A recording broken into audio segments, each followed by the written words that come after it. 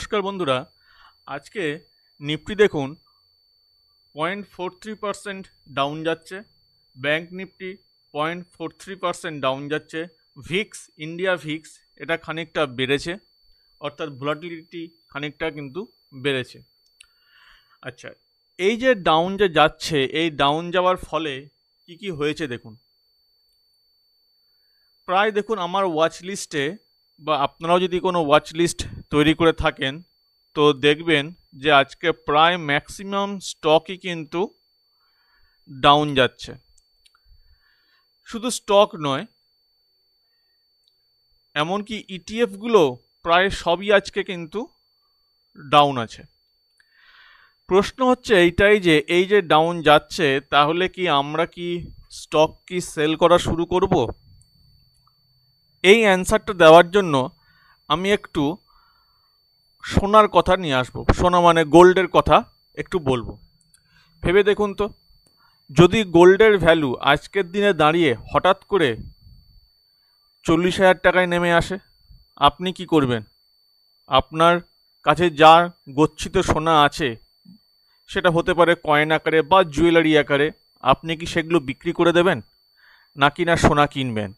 Answer যদি আপনার এটা হয় যে আমি আরও সোনা কিনবো, তাহলে আমি বলবো যে যদি আপনি ভালো ভালো স্টক কিনে থাকেন, তাহলে আপনারা আরও বেশি করে সেই স্টক অ্যাকুমুলেট করা শুরু করুন। আর যদি অ্যান্সার এইটা হয় যে না, আপনারা সোনা সেখানে বিক্রি করে দেবেন, তার কারণ আপনার ধারণা যে ভবিষ্যতে এই সোনার দাম এমনই কমবে যে আর কোনোদিনই বাড়বে না, তাহলে অবশ্যই আপনারা স্টক বিক্রি করবেন। তো ব্যাপারটা এইখানে যে চিন্তা ভাবনার, যে আপনারা কীরকম দৃষ্টিভঙ্গি দিয়ে স্টকটাকে বিচার করছেন। যদি আপনার মনে হয় যে না, আপনি যে সেক্টরে স্টক কিনেছেন সেই সেক্টরের স্টকটা হচ্ছে জুয়েল একটা স্টক, তাকে গোল্ডের সঙ্গে তুলনা করা যায়, তাহলে অবশ্যই আপনারা ডিসকাউন্ট প্রাইসে পাচ্ছেন। কেন তাহলে কিনবেন না? কেন তাহলে এখন থেকে প্রফিট বুক করবেন?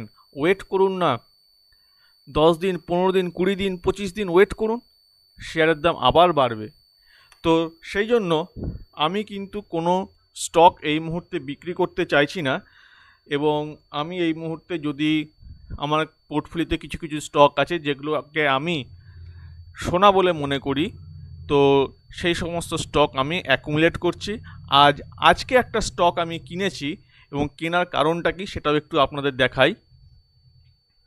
কেনার কারণটা হচ্ছে এইটাই যে এই স্টকটা দেখুন, এখানে এই 9 EM অর্থাৎ এই কালো রেখাটা এই 3টে রেখাকে ক্রস করেছিল কালকের দিনে। আজকের দিনে পজিটিভে চলছে, তো আমি বেশি কিনিনি, মাত্র 3টে কিনেছি, এবং আমি ওয়েট করব 3:15-20 সময়, এবং তখন দেখব এইখানে একটা গ্রিন ক্যান্ডেল তৈরি হচ্ছে কিনা। যদি গ্রিন ক্যান্ডেল হয়ে থাকে তাহলে আমি এখানে ইনভেস্ট করব আরও কিছু। আর যদি গ্রিন ক্যান্ডেল না হয়ে থাকে তাহলে কিন্তু আমি ওয়েট করব নেক্সট ডে কনফার্মেশনের জন্য। তো এই ইনফরমেশনটাই আপনাদের সঙ্গে শেয়ার করা ছিল। তো ভিডিওটা ভালো লাগলে অবশ্যই চ্যানেলটি সাবস্ক্রাইব করবেন, লাইক করবেন এবং শেয়ার করবেন। আর যদি আপনাদের কোনো মূল্যবান মতামত থেকে থাকে, সেই মতামতটা জানাতেও কিন্তু ভুলবেন না। ধন্যবাদ।